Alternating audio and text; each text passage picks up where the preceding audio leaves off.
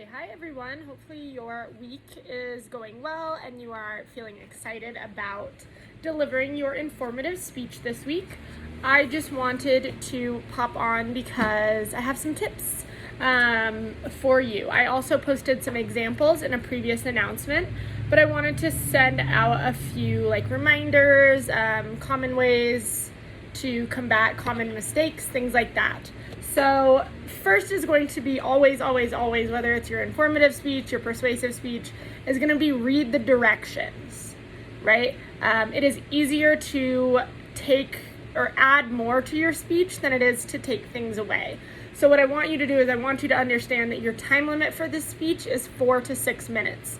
That means that any speech that's going into that 7-minute range or staying, under 4 minutes is not really going to be considered passing, because part of the important speech writing process is understanding your time limits and scoping or changing how much you're covering in your informative speech based on those requirements. So first and foremost, always read the directions, especially when we're talking about how many sources you need to have, how to cite them, those ethical considerations that you need to make. So that's the first point. The second point is to practice and time yourself. A good rule of thumb is when you're looking at your outline, which you are all writing using that template that we have on our D2L page, when you are looking at it on paper, about 1 page of content is going to be about 1 minute of your speech. So as you're writing your outline, you should be shooting for about a 5-page outline, okay? And then when you are practicing it, make sure you're timing yourself so you can kind of get a feel for where you're at, because reading something and speaking it out loud are going to produce 2 different amounts of time. Generally speaking, we read faster than we speak, right? And that's always the goal, which brings me to my third point, which is to slow down. I have never, ever docked a speech points for speaking. I've never, written the feedback, you were speaking too slowly. Because when we're excited or we're anxious or we're in a hurry or we're trying to get something done, we have a tendency as humans to speak faster. So one thing that I was taught when I took public speaking is to deliver your speech at a speed that you would deliver it to a group of 3rd graders at, right? When we talk to kids, we tend to talk slower. But what I want you to keep in mind is that your audience doesn't know what you meant. They don't know what you mean. They only know what you give them. So slowing down does nothing but give your audience more time to understand your message, okay? So however fast you're speaking, when you are recording yourself, speak slower. I also do that when I'm recording these videos.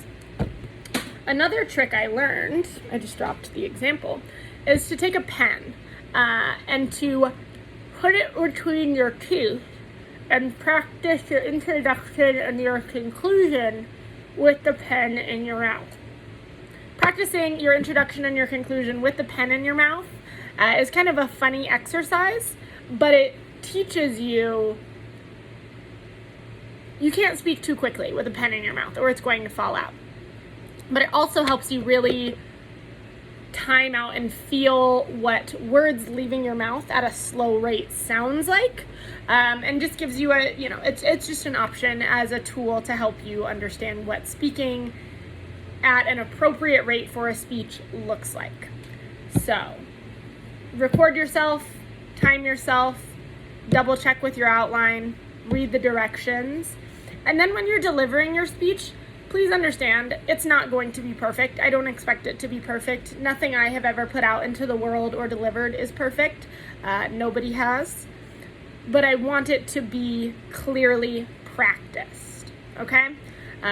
So you should be familiar. You should not be reading off of a paper the entire time, right? We should have eye contact. I know it's a little bit more difficult on the computer or on your phone, wherever you might be recording it, but it is doable. So I encourage you to practice, be familiar, practice with your note cards, and let it flow. Remember that once you've done the work and you've done the practice, you know what you're talking about. So feel confident in that as best you can. When you are recording your speech, please make sure that you are in an area where you are not going to have as many like audio issues. I know a truck just went by. I actually don't know if you can hear it in this video, but where things aren't going to be distracting you as much as possible, where, you know, our dogs barking and our TVs are on and all of that aren't going to be an issue, because if I can't hear your speech, I can't really grade it.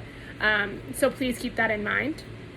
Make sure that when you're recording your speech, if you're recording specifically on your cell phone, that your microphone isn't covered. I just covered it a little bit there.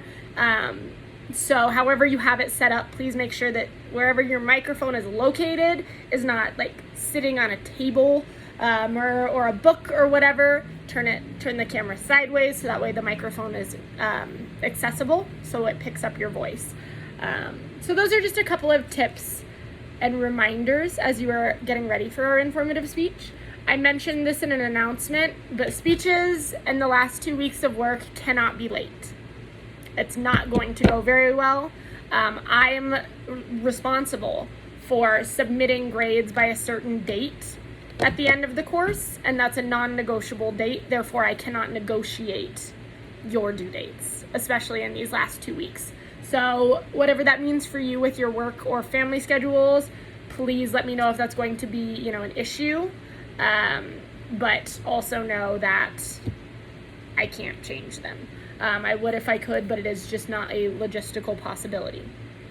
And then the last thing I want to touch on about your informative speech is, remember, I'm asking you to specifically not make an argument. So I don't want to hear that something is good, that I should try it, that I should avoid this, that I should respect X or Y or believe Z. I do not want that. If you looked at your feedback in previous assignments, I kind of outlined that for you, is that informative speeches are going to be histories, descriptions, examples, definitions. They do not have your opinion in them. I'm going to pause for dramatic effect there, because I do not want your opinion in this speech, because that is not the goal of the informative speech. That is absolutely the goal of the persuasive speech next week, but it does not have a positive impact for it on your grade. It will not help your grade to continue trying to push that in. And I recognize that is a hard task, but I've been talking about it for the last 3 weeks because it's important.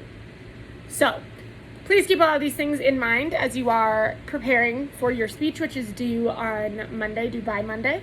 As you are working through this week, also remember that you need to submit your outline to me. The template and the examples are all on D2L. If you can't find them, let me know, but you do need to submit that assignment, and I will give you feedback on it. And as long as it's submitted by Friday, if I give you feedback and you want to resubmit it before Monday, you are more than welcome to. So I'm here to help. Please let me know if you have any questions, and good luck on your speeches this week.